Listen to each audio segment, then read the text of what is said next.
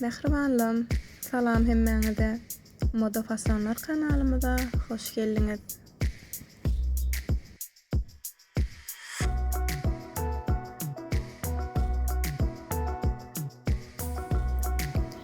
Köýnekleriň taryhy nähili?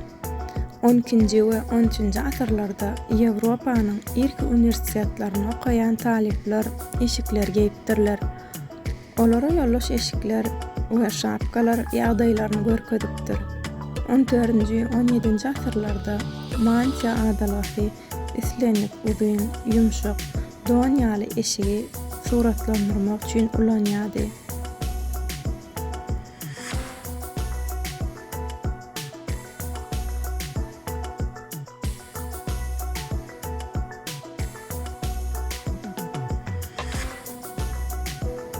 Geyim sözüniň näçe manysy bar?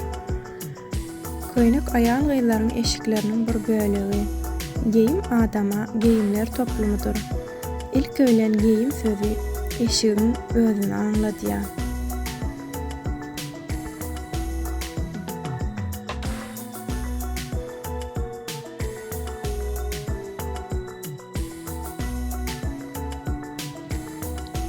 Köýnegi kim oýlap tapdy? Köýnegi kimin oýlap tapanyny kesgitlemek mümkin däl.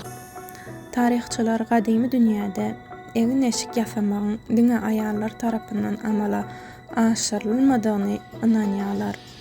Iki matany bilen we eňini gysmak pikiri bilen gelen pikir entäk belli däl. Dürli döwürlerde asylly aýal gyzlar üçin ajaýyp eşik dikýän, islew bildirýän geyim önürjüleri peýda boldy.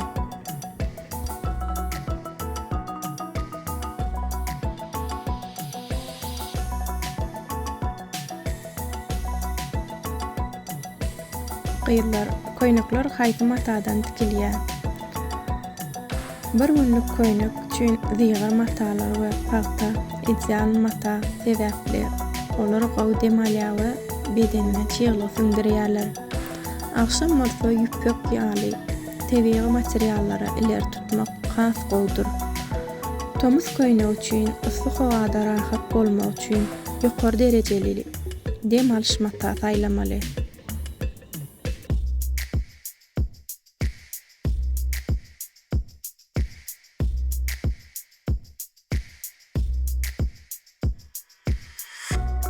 Mehribanlym, bugünkü videomy halan bolsaňyz kanala agzap bolup ýene-ki videolarymdan habardar bolmak üçin biz bilen almany ýatdan çykarma. Hemmeňize sag bolun.